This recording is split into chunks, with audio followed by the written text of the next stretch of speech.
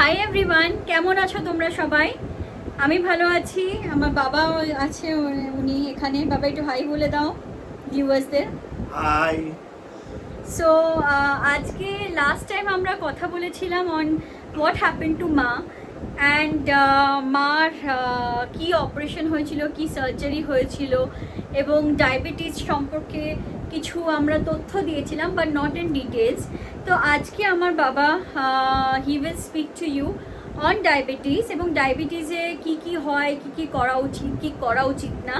তার সাথে বাবাই তুমি যদি একটু থাইরয়েডের ব্যাপারেও একটু যদি বলে দাও ভিউয়ার্সদের, কারণ কি যাদের ডায়াবেটিস আছে তাদের অনেকের থাইরয়েডও থাকে এবং ডায়াবেটিস আরও অনেক রোগকে আনে। তো আই উড রিকোয়েস্ট যে আমার বাবা, because I have promised in my last blog that my parents will come. মা আজকে she is not feeling comfortable, আজকে এত গরম পড়েছে, she is feeling a little unwell. তো মা আজকে ব্লগে আসছে না। আজকে আমার বাবা উনি শুধু আপনাদের অ্যাড্রেস করবে, তোমাদের অ্যাড্রেস করবে regarding diabetes is precautions. Because আমার বাবা বিগিনিং থেকে আমার মার ডায়াবেটিসের ট্রিটমেন্ট থেকে শুরু করে সব কিছু, যবে থেকে আমার মা ডায়াবেটিস হয়েছে তবে থেকে আমার বাবা সব কিছু দেখেছে। So I am now putting the camera focus on my father. তো আপনারা শুনুন, তোমরা শোনো সবাই, and start taking notes, precautionary measures. Hello viewers, I am Shiny Sen's father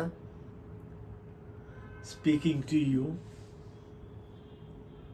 regarding diabetes. এর আগের দিন আমি ডায়াবেটিস সম্পর্কে একটা ওপর কথা বলেছিলাম ব্লগে। এর আগের দিন আমি বলেছিলাম ডায়াবেটিস নিয়ে ওপর কিছু কথাবার্তা। ডায়াবেটিস এমন একটা রোগ, এটা আগের দিনও বলেছি, মাথার চুল থেকে পায়ের নখ অবধি সব জায়গায় এফেক্ট করে যায়, ভীষণভাবে এফেক্ট করে। আমাদের বডির অর্গানগুলো একটা ফুটবল টিমের মতো। একটা ফুটবল টিমের প্লেয়াররা কীরকমভাবে খেলে, এ ওকে পাস দেয়, ও তাকে পাস দেয়, সে তাকে পাস দেয়, তারপর আরেকজন গিয়ে পাস দেয়, ডান দিক থেকে ওঠে, বাঁ দিক থেকে ওঠে, হ্যাঁ, কোনো কারণে মিস পাস হয়ে যায়। এই মিস পাসটা হচ্ছে একটা শরীরে, আমাদের শরীরে ঠিক এরকম একটা সমস্ত অঙ্গ প্রত্যঙ্গরা একটা ফুটবল খেলছে, একদম টিম ওয়ার্কের মতো। সেই টিম ওয়ার্কে যে একটা মিস পাস হয়ে গেল, তার মানে কোথাও একটা অসুস্থতা তৈরি হলো। যারা ডায়াবেটিস রোগী, সামান্য যদি অসুস্থতা হয় তাদেরকে কখনো ইগনোর করা উচিত নয়, ফার্স্ট পয়েন্ট। সেকেন্ড পয়েন্ট হচ্ছে ডায়াবেটিস রোগীদের উচিত, ডায়াবেটিস এবং থাইরয়েড এই দুটো রোগের ক্ষেত্রে উচিত হচ্ছে কোনো এন্ডোক্রিনোলজিস্ট ডক্টর, তাদের বাড়ির কাছাকাছি তাদের চেম্বার আছে, এরকম একটা ডাক্তারের খোঁজ নিয়ে তার কাছে গিয়ে তার ওপিনিয়ন নেওয়া, তার কনসালটেশন করা উচিত।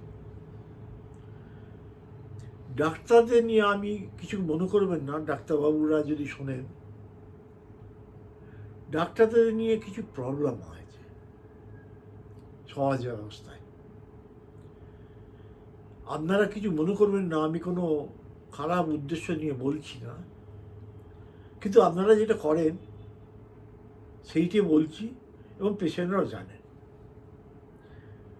আমরা যারা রুগী, আমরা ডাক্তারের কাছে কী করি, নাম লেখাই।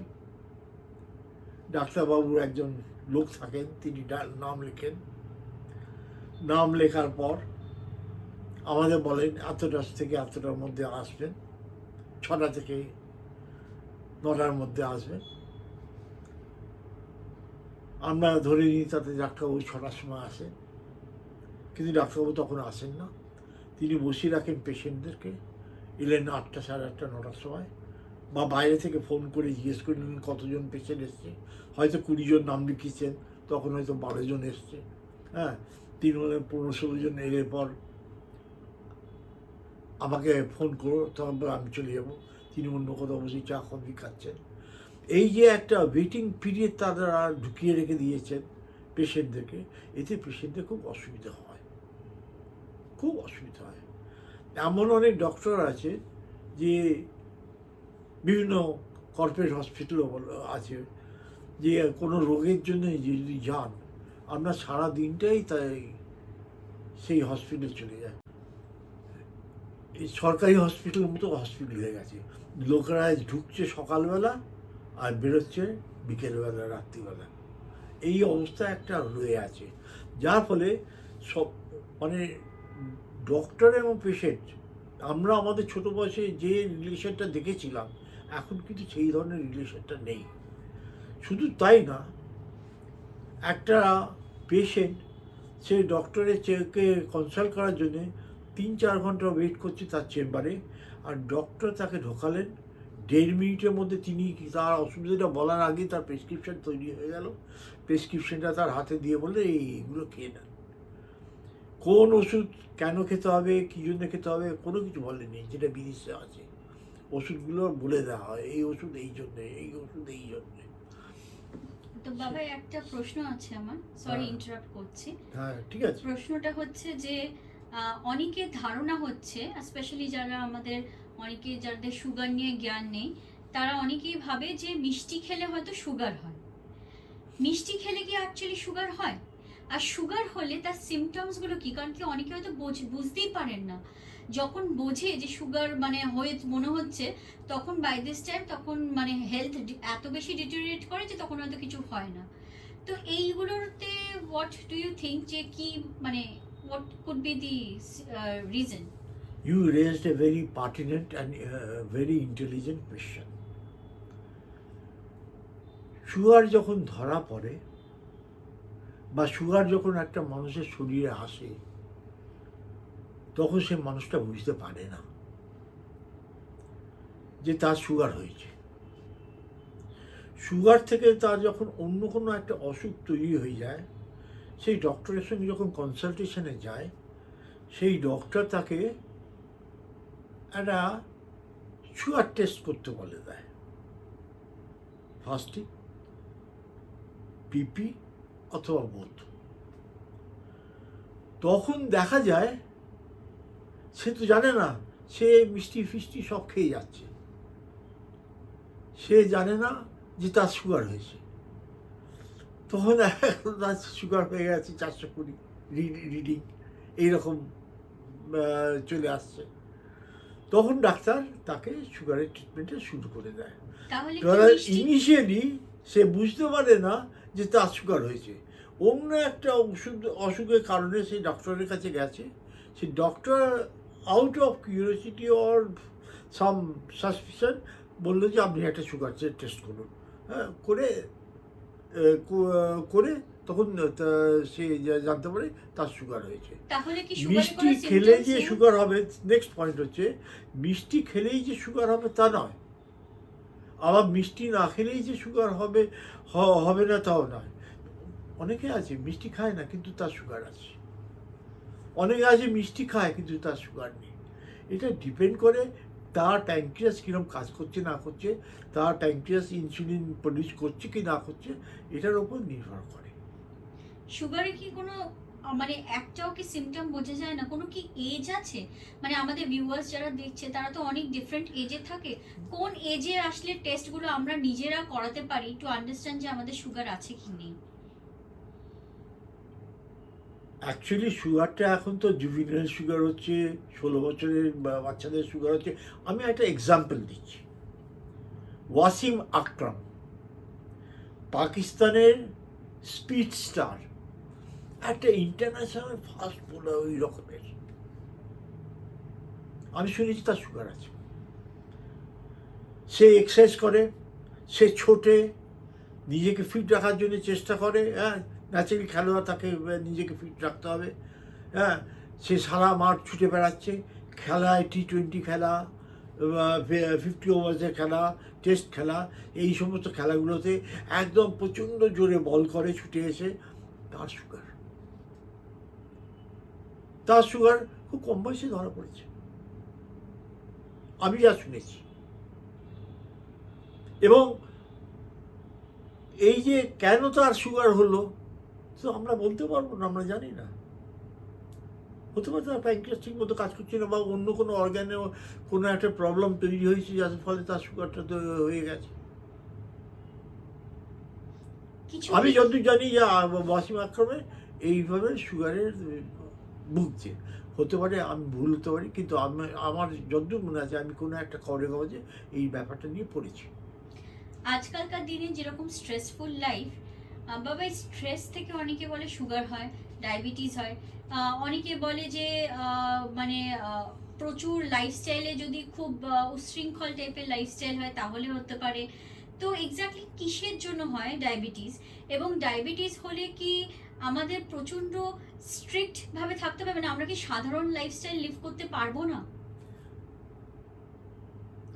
There can be any reason for which one may suffer in diabetes. Any reason. Thyroid থেকে ডায়াবেটিস হতে পারে, অন্য যে কোনো জায়গা থেকে ডায়াবেটিস হয়ে যেতে পারে। হেরিডিটি? হেরিডিটি তো একটা ফ্যাক্টর, জিন তো ফ্যাক্টর। এখন তো ক্যান্সারও বলছে জিন ফ্যাক্টর ডক্টররা। যাই হোক, আমি যে পয়েন্টে আসছিলাম ডাক্তারবাবুদের ব্যাপারে, সেটা ডাক্তারবাবু ঢোকালেন, 1.5 মিনিট শুনলেন, শোনার সঙ্গে সঙ্গেই শুনতে শুনতে তার প্রেসক্রিপশন হয়ে গেল, তাকে দিয়ে বের করে দিলেন। অর্থাৎ একটা ডায়াবেটিক রোগী সে যখন ডক্টরের কাছে যাচ্ছে, ডক্টরের তার যে অ্যাডভাইসগুলো করা দরকার, মেনলি চোখ, কান, হার্ট, অন্যান্য অঙ্গ প্রত্যঙ্গ নিয়ে যে সমস্ত এফেক্ট করে, কিডনি, এই সমস্তগুলো জেনারেলি ডাক্তাররা অ্যাডভাইস করে না এই চেক আপের জন্য। কেন করেন না আমি জানি না। ওরা তাড়াতাড়ি ফিস দিচ্ছে অনেক, 1000 থেকে 2000, 2500 টাকা সব ফিস এখনকার ডাক্তারদের। কিন্তু তারা এই কথাগুলো বলে না যে এই চেকিংগুলো তোমার হওয়ার দরকার আছে, এবং তুমি সেই এইগুলোকে টেস্টিং করিয়ে আমাদের কাছে নিয়ে এসো। আনটিল আনলেস পেশেন্ট যদি না বলে যে আমার এইগুলো একটু অসুবিধা হচ্ছে, বা আপনি একটু চেকিং করার ব্যবস্থা করুন বা টেস্ট করার ব্যবস্থা করুন, ডক্টররা চুপচাপ থাকেন, বলেন না। এখন ডায়াবেটিসের ব্যাপারে আমাদের লাইফস্টাইলটা একটা ইম্পর্টেন্ট ফ্যাক্টর। ডায়াবেটিস বা যে কোনো রোগ, বিশেষ করে ডায়াবেটিস, এই রোগটা বাড়বে, এবং এই রোগটা কেউ কন্ট্রোল করতে পারবে না, এমনকি ডাক্তাররাও কন্ট্রোল করতে পারবে না, যদি পেশেন্ট নিজেরা তাদের লাইফস্টাইলটা ঠিক মতো ডক্টররা যেরকম অ্যাডভাইস করেন সেইভাবে লাইফস্টাইলটাকে না তারা আনতে পারে। লাইফস্টাইল বলতে কি, ডক্টররা জেনারেলি যেটা বলেন, সকালবেলা ঘুম থেকে ওঠা, ব্রাশ করে হোয়াট এভার ইট ইজ, সকালবেলা যে প্রয়োজনীয় কাজগুলো করে একটু ভোরের দিকে হাঁটা, অন্তত 2 থেকে 3 কিলোমিটার, ফিরে এলেন, ফিরে এসে ব্রেকফাস্ট, ডক্টররা ডায়েট চার্ট দিয়ে দেয়, তার মধ্যে আছে সেই ডায়েট চার্টের মধ্যে ব্রেড, বাটার, পোয়া বা অন্য কিছু, মুড়ি, খই ইত্যাদি, চা উইদাউট সুগার, চা খাওয়া ইত্যাদি ইত্যাদি। তারপরে মিড মর্নিং স্ন্যাক্স কিছু খাওয়া। এখানে আমার একটা প্রশ্ন আছে, অনেকে বলে এই যে সুক্রোজ, যেটা সুগার, যেটা অল্টারনেটিভ ফর সুগার যেটা খাওয়া হয় ডায়াবেটিসের জন্য, অনেকে বলে এটা নাকি ক্ষতিকারক। তো এটা কি সত্যি ক্ষতিকারক না এটা কি খাওয়া যেতে পারে, আর খাওয়া গেলেও কতটা কোয়ান্টিটি? অনেকে কি হয় খাবারে চিনি দেয় তো ভাবে যে ডায়াবেটিস হয়েছে, খাবারে চিনি দেবো না, তো ঢেলে ঢেলে তারা সুক্রোজ ঢালছে। তো এটা নিয়ে তোমার কিছু ওপিনিয়ন আছে?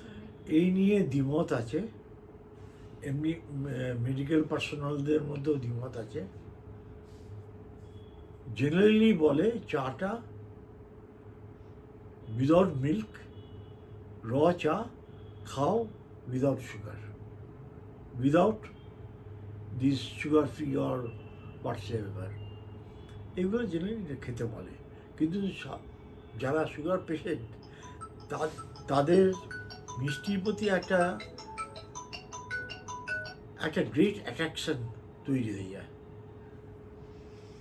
মানে দেখা যাচ্ছে এরকম আমি আমার বন্ধু বান্ধবদের মধ্যে দেখেছি যে সুগার হয়নি মিষ্টি খেত, সুগারের পর সেই মিষ্টি খেত না, সুগারের পর তার মিষ্টি খাওয়ার প্রবণতা বেড়ে গেল। তা এই যে জিনিসটা হচ্ছে দেখতে হবে আর কি। সুগার বলে অনেক সময় বলে মিষ্টি খাওয়ার ইচ্ছে বেড়ে যায়, এটা কি ঠিক? হ্যাঁ, এর মধ্যে একটা আছে, যেটা একটা আমাদের লোকেদের মধ্যে আছে, যেটা বারণ, সেটা না শোনার একটা প্রবণতা লোকজনের মধ্যে আছে, এবং যার ফলে মানে ট্রিটমেন্টের ক্ষেত্রে ডক্টরদেরও খুব অসুবিধা হয়ে যায়। কারণ ডক্টর তো জানে না সে বাড়িতে কী মিষ্টি খাচ্ছে, বাইরে কী মিষ্টি খাচ্ছে, কোথায় কী জাঙ্ক ফুড খাচ্ছে, এগুলো তো ডক্টররা জানে না। শুধু এবং ডাক্তারকে যারা পেশেন্ট খায় তারা বলার সময় বলেও না সব, হ্যাঁ, যা বলে ডাক্তার তার যে এই মতো ওষুধ দিয়ে যায়, কিন্তু ডাক্তার তো এই জিনিসগুলো জানছে না।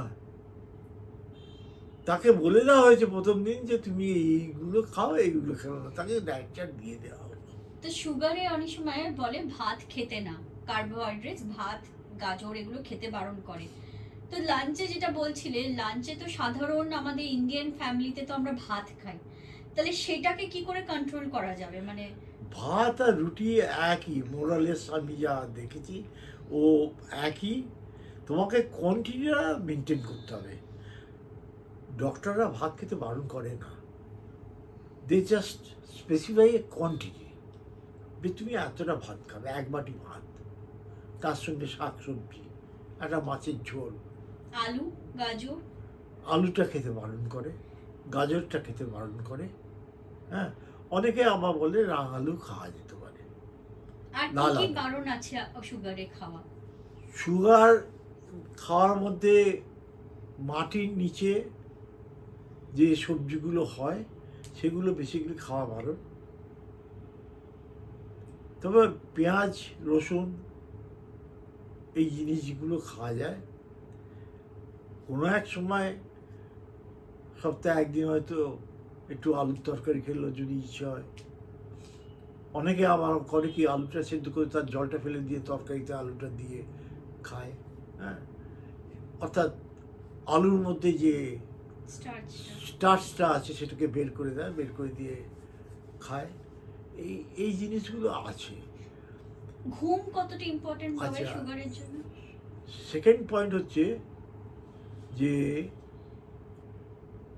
এই লাঞ্চ কেন, যারা অফিস গোয়ার্স তাদের একটা সুবিধা হচ্ছে কি, তাদেরকে একটা রুটিন মেনটেন করতে হয় অফিস থাকার জন্য। অফিসে যে যায়, আইদার সে ব্রেকফাস্ট করে অফিসে গিয়ে ক্যাফেটেরিয়াতে লাঞ্চ করে, অথবা সে বাড়ি থেকে খেয়ে যায়, ক্যাফেটেরিয়াতে গিয়ে টিফিন করে, স্ন্যাক্স খায়, একটা রুটিন। বাড়ি ফিরে একটু চা স্ন্যাক্স খেলো, আর রাত্রিবেলা 9:30, 10টা, 10:30টার মধ্যে সে ডিনার করে ঘুমিয়ে পড়লো। সবচেয়ে ভালো উপায় হচ্ছে এইটি যে ডিনারটা শোয়ার 2 ঘন্টা আগে করে নেওয়া। 2 ঘন্টা আগে করে নিয়ে একটু এদিক ওদিক রিক্রিয়েশন করে, হ্যাঁ, তারপরে 10টার সময় ঘুমানো। ডায়াবেটিস রুগীদের একটা মেজর প্রবলেম হচ্ছে কি, যাদের খুব হাই ডায়াবেটিসে আক্রান্ত তাদের ঘুমটা কম হয়। অনেকে ঘুমের ওষুধ খায়। তা যারা খুব এক্সারসাইজের মধ্যে থাকে, যারা চাকরি বাকরি করে, তাদের তো দুপুরবেলা ঘুম হয় না, যেটাকে সিয়েস্তা বলে, সেটা হয় না। ফলে তাদের ঘুমের খুব একটা প্রবলেম হয় না, হয়তো মাঝরাতে একটু ঘুমটুম ভেঙে গেল, আবার ঘুমিয়ে পড়লো। কিন্তু যারা চাকরি বাকরি করে না, বাড়িতে বসে আছে, রিটায়ার্ড অথবা ডোমেস্টিক হাউসওয়াইফ, এদের একটু প্রবলেম হয় কি, তারা ওই দুপুরবেলা একটু সিয়েস্তা নেয়, যার ফলে তাদের ঘুমটা আসতে দেরি হয়, বা ঘুম ভেঙে যায়, বা ঘুমের ব্যাঘাত হয়। এই হচ্ছে একটা মেজর প্রবলেম। তবে খুব ইম্পর্টেন্ট, কোনো ডক্টর কারোকে ট্রিটমেন্ট ভালোভাবে করতে পারবে না যদি সে তার যে নিয়ম, ডাক্তারদের যে উপদেশ, যে লাইফস্টাইল তারা বলছে, সেই লাইফস্টাইলে ঠিক মতো তারা যদি না থাকে, আর যদি থাকে সে অনেক দিন বেঁচে যাবে। আমি শুনেছি আমাদের প্রাইম মিনিস্টার ছিলেন নরসিংহ রাও, ওনার নাকি 300 সুগার ছিল, আমার শোনা কথা। তা ওই সুগার নিয়ে উনি উইথ স্লেন্ডার মেজরিটি একটা দেশের প্রাইম মিনিস্টার হিসেবে দেশটাকে চালিয়েছেন 5 বছর ধরে। তা উনি একটা নিয়মের মধ্যে থাকতেন বলে তিনি চালাতে পেরেছেন। সুতরাং এইটা হচ্ছে সবচেয়ে বড় এবং ইম্পর্টেন্ট জিনিস, যে ডক্টরের অ্যাডভাইস শুনে সেইটাকে ফলো করা। সুগার থেকে ভাবে আর কি কি কমপ্লিকেশনস হতে পারে? অনেক কমপ্লিকেশনস হতে পারে। সুগার থেকে কি হতে পারে না? সুগার থেকে চুল উঠে যাওয়া, স্কিনের রং পাল্টে যাওয়া, স্কিন কুঁচকে যাওয়া, হার্টের রোগ, ভেনের মধ্যে দিয়ে ব্লাড ঠিকমতো ফ্লো না করা। সেটা কি ক্যালসিয়াম ডিপোজিটের জন্য হচ্ছে? ক্যালসিয়াম ডিপোজিশনের জন্য হতে পারে, বা অন্য কোনো কারণে হতে পারে। হ্যাঁ, কিন্তু এটা এটা এটা ওইভাবে ডিটেক্ট করা যায় না যে কোন কারণে ভেন দিয়ে, আমাদের তো শরীরের সমস্ত ভেনগুলো দিয়ে রক্ত চলাচল করে সারা মাথা থেকে পা পর্যন্ত। তা সেই সুগার যদি রক্ত চলাচল না করে, তখন প্রবলেম তৈরি হয়ে যায়, পায়ের প্রবলেম তৈরি হয়ে যায়, বা যেখানে এখানে ব্লাড ফ্লো করছে না সেই সব অঙ্গ প্রত্যঙ্গে ব্লাড ফ্লো করতে থাকে। নার্ভের অসুখ হয়ে যায় একটা, ভীষণভাবে নার্ভের অসুখ, মাথা ঘোরা, এই জাতীয় অসুখগুলো হতে থাকে। চোখের অসুখ হতে পারে, রেটিনোপ্যাথি, কি ডায়াবেটিক রেটিনোপ্যাথি বলে। হ্যাঁ, এরা এই সমস্ত জিনিসগুলো হতে থাকে। এই যে মাথা ঘুরে ঘুরে পড়ে যাওয়া, এটা কি ডায়াবেটিক নিউরোপ্যাথি? ডায়াবেটিক নিউরোপ্যাথি, এটা হার্টের প্রবলেম হতে পারে। ডায়াবেটিক নিউরোপ্যাথি, ডায়াবেটিস আমাদের যে নার্ভগুলোকে অ্যাফেক্ট করে দেয়। দীর্ঘদিন ধরে যারা ডায়াবেটিসে ভুগছে তাদেরকে অ্যাফেক্ট করে যায়। এবং সবচেয়ে বড় কথা হচ্ছে, মোস্ট ইম্পর্টেন্ট প্রবলেম হচ্ছে এইটে, আমাকে একজন ডক্টর বলেছিলেন তোমার মা সম্পর্কে, যে দেখুন, খেয়াল রাখবেন পড়ে না যায়, এবং পড়ে গেলে পর যদি হাত পা ভাঙে, ডায়াবেটিক রুগীর প্রবলেমটা আরও বেড়ে যাবে। রিপিটেডলি উনি এই কথাটা বলেছেন, পড়ে গেলে হাত পা যেন না ভাঙে, ভাঙলে ডায়াবেটিক রুগীর আরও প্রবলেম তৈরি হয়ে যাবে। হাত পা কেটে গেলেও কি সেম জিনিস হবে? হাত পা তো মানে, তিনি যদি ওই ব্লাড থিনারের ওষুধ খান, সে ব্লাডটা বন্ধ হতে থাকবে না। অ্যান্ড ডক্টর তাকে কি ওষুধ দিচ্ছে না দিচ্ছে, সে তো ডাক্তার বুঝবেন, তার সিমটমস দেখে, তার সমস্যা দেখে সেইভাবে ওষুধ দিবেন। কোনো ডাক্তার হয়তো ব্লাড থিনার দিলেন, কোনো ডাক্তার হয়তো ব্লাড থিনার দিলেন না। যার প্রবলেম আছে ব্লাড থিনার, তাকে ব্লাড থিনার দিলেন, যার প্রবলেম নেই তাকে দিয়ে কী করবেন। সুতরাং কেটে যাওয়াটা একটা মোর ইম্পর্টেন্ট। এবং সবচেয়ে বড় কথা হচ্ছে কি, যে ব্লাড থিনার কিছু খাচ্ছে না, তারও কেটে গেলে পর ডায়াবেটিস গ্যাংগ্রিনকে অ্যাট্রাক্ট করে। গ্যাংগ্রিনটা কি হয়? গ্যাংগ্রিন হচ্ছে জায়গাটা পচিয়ে পচে অ্যাডমিট কেন? করতে হবে। পচে যায় কেন? সেখানে ব্লাড ফ্লো করে না। এই সমস্ত আমরা যদি হাতে কোনো একটা জায়গায় অনেক দিন ধরে শক্ত করে বেঁধে থাকি, ব্লাড ফ্লো যদি না করে, তাহলে পর সেই জায়গাটা কালো হয়ে যাবে, তখন তাকে ইয়ে করতে হবে, তো যদি গ্যাংগ্রিন হয়ে যাবে, তার অ্যাম্পিউট করতে হবে পা। সুতরাং বেস্ট হচ্ছে কি খুব সাবধানে থাকা, খুব সাবধানে থাকা। এবং আমি মনে করি যে যাদের হয়েছে ডায়াবেটিস, তাদের বাড়ির মধ্যেও কাভার জুতো পরে চলাফেরা করা উচিত।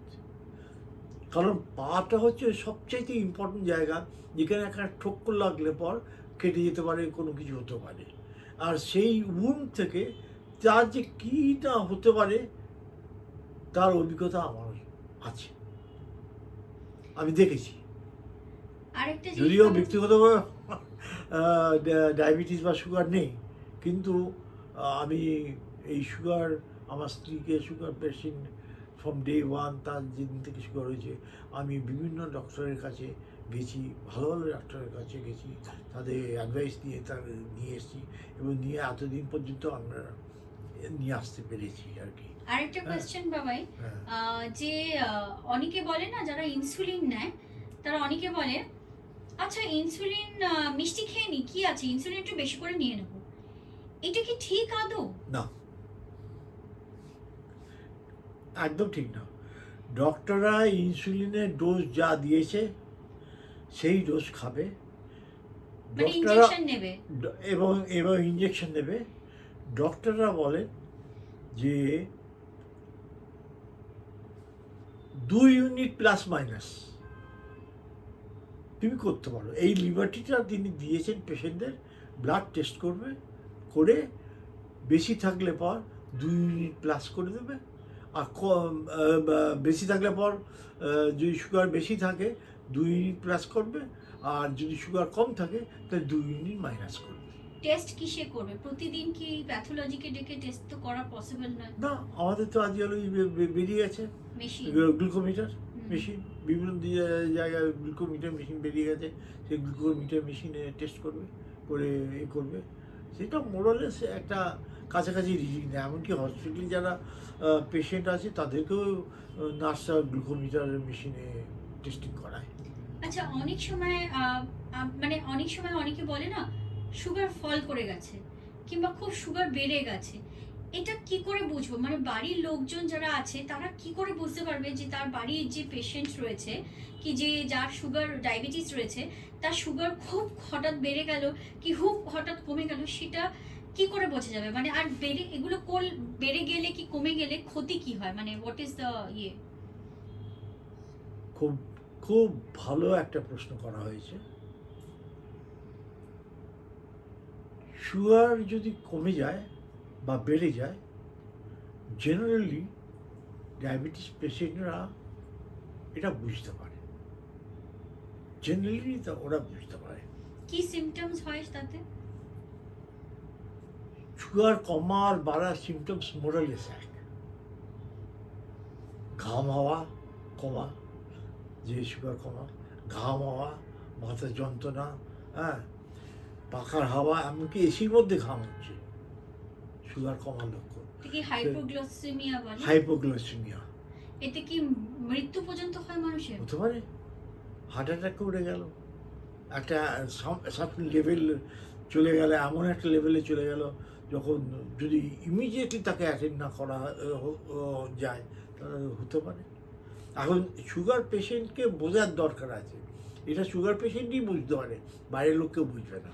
এবারে হাই সুগারের ক্ষেত্রেও তাই, হ্যাঁ, মাথার যন্ত্রণা শুরু করছে, ঘাড়ের যন্ত্রণা শুরু করছে, হ্যাঁ, একটু পিঠের যন্ত্রণা শুরু করছে, তখনই টেস্ট করতে হয়। যখনই একটা ডায়াবেটিক পেশেন্ট যখনই সে কোনো অসুবিধার কথা বলবে, হ্যাঁ, সঙ্গে সঙ্গে তার সুগারটা আগে টেস্ট করা দরকার গ্লুকোমিটারে। যদি সুগার ফল করে যায় দেখি, তাহলে কি হসপিটালে নিয়ে যাবো না বাড়িতে কোনো রেমেডি আছে? বাড়িতে রেমেডি আছে, রেমেডি হচ্ছে একটাই, সেটা হচ্ছে ফল করলে পর গ্লুকন ডি বা কিছু মিষ্টির চেয়ে গ্লুকন ডিটাই বেটার, তাকে খাইয়ে দেওয়া।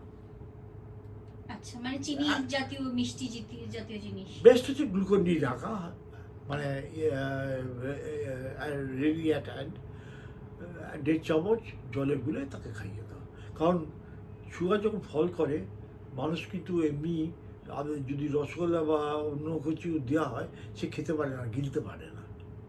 তো বেস্ট হচ্ছে লিকুইড ফর্মে কোনো জিনিস তাকে খাইয়ে দেওয়া। আর যদি বেড়ে যায় তাহলে? বেড়ে গেলে বা কতটা বাড়ছে সেটা দেখতে হবে। হ্যাঁ, এমনকি অনেক সময় 400-500 রেসিস্ট করে দিতে পারবে, তখন তার সময় মতো তাকে ইনসুলিন দিয়ে, দরকার হলে পরে একটু অ্যাডিশনাল ইনসুলিন দিয়ে দিল। এই যে হসপিটালে করে কি, মাঝরাতে এসে সুগার চেক করলো, করে দেখলো সুগারটা বেশি, মাঝরাতে ইনসুলিন দিয়ে দিল। মানে ডিনারের আগে দিয়েছে, আবার মাঝরাতে দিয়ে চলে গেল মনিটর করার জন্য ওরা। হ্যাঁ, তো এবং ওরা মোটামুটিভাবে তাদের ওদের মেজারমেন্ট আছে, ওদের সেইভাবে তাদেরকে বলে দেওয়া হয়, এডুকেট করা হয়, লিখে দেওয়া হয়, ডক্টররা লিখে দেন। হ্যাঁ, সেইভাবে তারা দিয়ে দেয় যদি সুগারটা বেড়ে যায়। আর যদি সুগারটা কম থাকে কিছু করার নেই, ওই স্যালাইনের সঙ্গে একটু গ্লুকোজ দিয়ে দিল বা কিছু একটা এই খাইয়ে দিল, এইভাবে জিনিসগুলো হতে থাকে। ডায়াবেটিসের লোকজন কি অনেকদিন বাঁচতে পারে? তারা কি স্বাভাবিক জীবন মানে ডায়াবেটিস স্বাভাবিক জীবন যাপন করতে পারে, অনেক দিন বেঁচে থাকতে পারে, কোনো প্রবলেম নেই তাদের। মানুষ তো চিরকাল বেঁচে থাকবে না, কোনো প্রবলেম নেই তাদের। কিন্তু তাদের লাইফস্টাইল, খাওয়া দাওয়া, এই সমস্ত জিনিসগুলো must be regulated and to follow the advice of the doctors, most important. এবার এমনকি কোনো জ্বর জারি হলেও সেই ডক্টরের সঙ্গে কনসাল্ট করা, যে আমার এইটা হয়েছে, কী করবো বলুন। বা একটা তলপেটে ব্যথা হচ্ছে, সেটা কিডনি ব্যথা কি কিসের ব্যথা আমরা তো জানি না। ডায়াবেটিস কি কিডনি এফেক্ট করে? ডেফিনেটলি ভীষণভাবে এফেক্ট করে। ডায়াবেটিস রোগীদের যাদের কিডনি এফেক্ট করে তাদেরকে বলে প্রোটিন কম খেতে। অনেকে আমাদের ভিউয়ার্সরা অনেকে অ্যালকোহল খান, স্মোকিং করেন, তো এটা কি স্টপ করে দেওয়া উচিত, না এটা লিমিটেশনে করা উচিত, না এটা ডায়াবেটিসে কতটা ক্ষতিকারক, কি করা যেতে পারে, এটার ব্যাপারে তোমার কোনো যদিও আমি অ্যালকোহল খাই না, তবে আমি সব জানি এইভাবে যে অনেক ডায়াবেটিস পেশেন্ট অ্যালকোহল খায়, তবে কেউ যদি লিমিটের মধ্যে তার কনজামশনটা রাখে, একটা লিমিট, স্মল লিমিট, তাহলে পর কোনো প্রবলেম নেই। কিন্তু যদি তার লিমিট ক্রস করে, তাহলে পর তার প্রবলেম হতে পারে। সুতরাং আর সবচেয়ে বড় কথা হচ্ছে কি, সেই যদি অ্যালকোহল খায় বা রেগুলার করছে, তার সে যদি অ্যালকোহলের একটা থাকে, তার হ্যাবিট থাকে, while consulting the doctor, he should tell the doctor that he is in the habit of smoking, drinking, whatsoever. যে কোনো নেশায় ভান করুন না কেন, ডাক্তারকে খুলে বলা উচিত। ডাক্তারের কাছে কোনো জিনিস চেপে রাখা উচিত না। আরেকটা জিনিস বাবাই, ডায়াবেটিস লোকজনের যাদের আছে তাদের কি স্ট্রোক হওয়ার সম্ভাবনাটা বেশি? ইয়েস। এটা ব্যাপারে কিছু একটু প্লিজ যদি বলো ভিউয়ার্সদের। এটা বলার কিছু নেই। ডায়াবেটিস হলে হার্ট এফেক্ট করবে, হার্ট এফেক্ট করলে স্ট্রোক হওয়ার চান্স আছে। ব্রেন এফেক্ট করে কি? হ্যাঁ, ব্রেন এফেক্ট করে। ব্রেন হার্ট অ্যাটাক হতে পারে, স্ট্রোক হতে পারে, হ্যাঁ, ফেসিয়াল স্ট্রোক হতে পারে, কত রকমের জিনিস হতে পারে। ঠিক আছে, তো সেটা যদি হয়, মানে বাড়ির লোক কি করে বুঝবে যে কারো স্ট্রোক হচ্ছে? কারণ কি ডায়াবেটিস এমনিতেই কোমরবিড পেশেন্ট, যারা ডায়াবেটিস পেশেন্ট হয়, তো যখন কোনো স্ট্রোক হচ্ছে কি হার্ট অ্যাটাক হচ্ছে, কিভাবে বুঝতে পারবো যে তাকে এক্ষুনি হসপিটালে নিয়ে যেতে হবে কারণ কি স্ট্রোক হচ্ছে? Any symptom? সিমটমস বলতে একটা হচ্ছে যে পড়ে যাওয়ার সিমটম, বাথরুমে গেল পড়ে গেল, জেনারেলি যেটা হয়। ঘুমন্ত অবস্থায় কারোর যদি স্ট্রোক হয়ে যায় সেটা বোঝার কোনো উপায় নেই। আমরা দেখছি ঘুমোচ্ছে, খুবই আনফর্চুনেট সেটা। সেটা অনেকের হয়, ঘুমের মধ্যে স্ট্রোক হয়ে গেল, পাস অন করে গেল। কিন্তু পড়ে যাওয়ার একটা সিমটম বা মাথা ঘোরার একটা সিমটম, এই ধরনের যারা পেশেন্ট হয় তাদের একটা রেগুলার ওই ইসিজি বা ইকোকার্ডিওগ্রাম দেওয়া, যাই হোক এই জাতীয়, কতদিন অন্তর? অন্তত 6 মাসে একবার, 3 মাসে একবার হলে ভালো হয়, তাহলে নয়তো 6 মাসে একবার। আর যদি আদারওয়াইজ খুব আনইজি ফিল করে বুকে, হ্যাঁ, তাহলে পর সঙ্গে সঙ্গে করে দেওয়া উচিত। ডায়াবেটিস পেশেন্টকে অলওয়েজ অ্যাট পার্টিকুলার ইন্টারভ্যাল ডক্টরের সঙ্গে কনসাল্ট করা এবং ডক্টরের অ্যাডভাইস নেওয়ার দরকার আছে। থ্যাংক ইউ বাবাই। এই হচ্ছে ব্যাপার। আর সবচেয়ে বড় কথা হচ্ছে কি, যেটা আমি বারবার রিপিট করবো, প্রত্যেক ডায়াবেটিক পেশেন্টের উচিত বাড়িতে স্নান করার সময় সে জুতো খুলে গিয়ে স্নান করলো, কিন্তু আদারওয়াইজ সে বা চটি পরে গিয়ে স্নান করলো, আদারওয়াইজ তাকে পায়ে কেয়ার নিতে হবে। কারণ বেশিরভাগ ডায়াবেটিক পেশেন্টের আমি শুনেছি যে তাদের অ্যাম্পুটেশন করতে হয় পায়ে, গ্যাংগ্রিন হয়ে যায়। সুতরাং ওই কাভার জুতো পরে বাড়ির মধ্যে চলাফেরা ঘোরাফেরা করা উচিত, যাতে করে অন্তত পক্ষে পাটা বাঁচে। আর পাটা যাকে বলে ফেসিয়ালের মতো প্যাডিকিওর করার দরকার আছে, পরিষ্কার পরিচ্ছন্ন রাখা। বাই লাস্ট কোয়েশ্চেন, আমার ভিউয়ার্স যারা আমাদের মতন এজ, যেমন আমিও সেডেন্টারি জবে আমি মোটা হয়ে গেছি, আমাদের জাঙ্ক ফুড খাই বাইরে, তার জন্য মোটা হয়ে গেছি। আমাদের জন্য কোনো অ্যাডভাইস যাতে আমাদের ডায়াবেটিস ফিউচারে আমরা প্রিভেন্ট করতে পারি, যাতে না হয়, আমাদের মতন কারোর জন্য কোনো অ্যাডভাইস হবে? ডায়াবেটিস কী করে প্রিভেন্ট করতে হয় আমি জানি না। তার কারণ ডায়াবেটিসরা যদি কারোর জিনে থাকে, মা বাবার থাকে, তাহলে তার ডায়াবেটিস হওয়ার চান্সটা অনেক বেশি।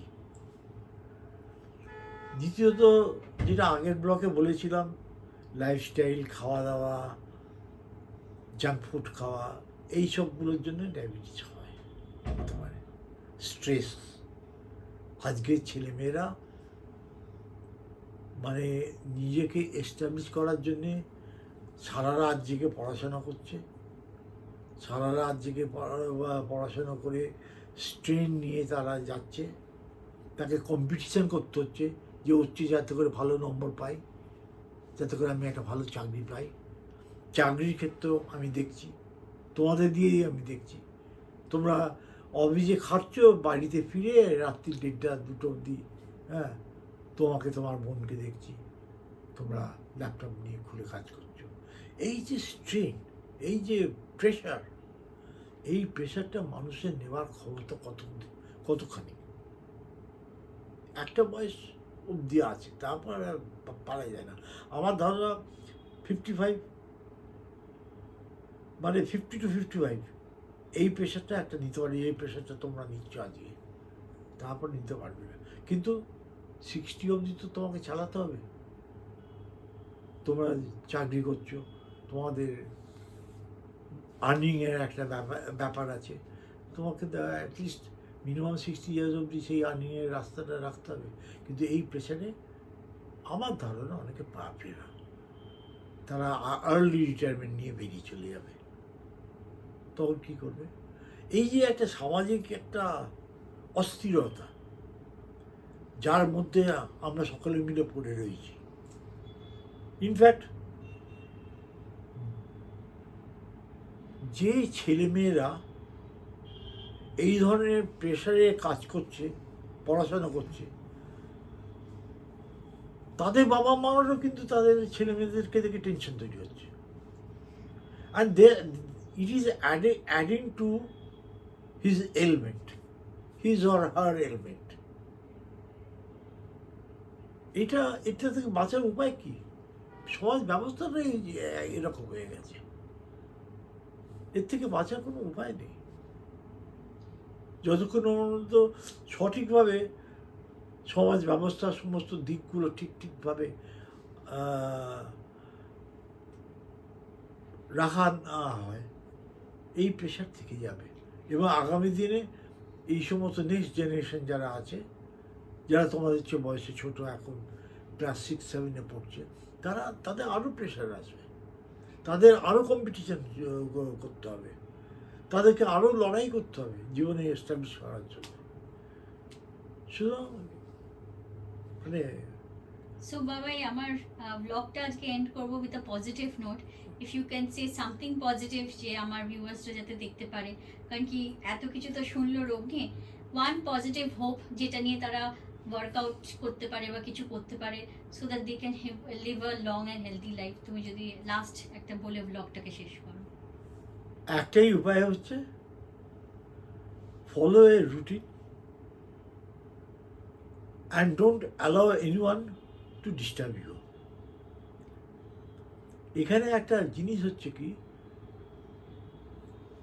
ইন্ডিয়ানসদের মধ্যে আছে ক্র্যাব মেন্টালিটি, একজন আরেকজনের পা ধরে টানা।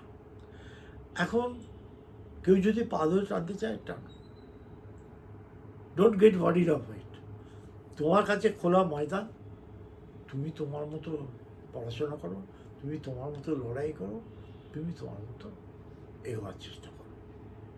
দেখবে তুমি পজিটিভলি চিন্তা করো যে আমি এই জিনিসটা করবো, সেই জিনিসটা তুমি করতে পারবে। আর তুমি যদি মনে করো যে আমি এই জিনিসটা করতে পারবো না, তুমি দেখবে তুমি পারবে না। সুতরাং পজিটিভ তুমি নিজেকে চিন্তা করো। আমি তোমার মধ্যে পজিটিভিটি ঢুকিয়ে দিতে পারবো না, তোমার মধ্যে নিজেকে ইনকালকেট করতে হবে positivity in every spare of life, যে আমি এটা পারবো, হ্যাঁ আমি এটা করবো, হ্যাঁ আমি এটা করবো। এরকম প্রচুর ঘটনা আছে, মানে খুব অর্ডিনারি লোকজন, একটা কত জায়গায় সে বড় হয়ে গেছে, হ্যাঁ উঠে গেছে। অতএব এই জিনিসটাকে ফলো করা উচিত। Thank you Babai. Okay. তো স্ট্রেস ফ্রি লাইফ দেওয়া সবাইকে থাকতে বলার জন্য হ্যাঁ। Thank you. আর thank you for this very important video. আমি এখন জাস্ট ভিউয়ার্সদের সাথে কথা বলে এটাকে এন্ড করব। সো থ্যাংক ইউ বাবাই এই ব্লগটা করার জন্য। This was a very informative and helpful blog. আমার ভিউয়ার্সরা এতে খুব সাহায্য পাবে, কারণ কি বাড়িতে এখন diabetes is a very common disease ঠিক বলা যাবে না, এটা একটা মানে সমস্যা। তো having said this video is going to be very helpful to the viewers.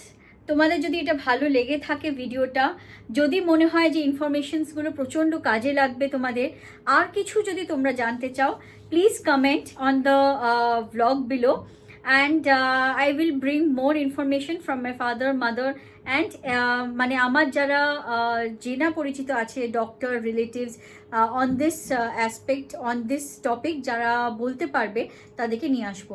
Please comment and please like, share and subscribe. Share it with people so that they also find this information very helpful. Thank you and bye. See you in my next vlog. Bye.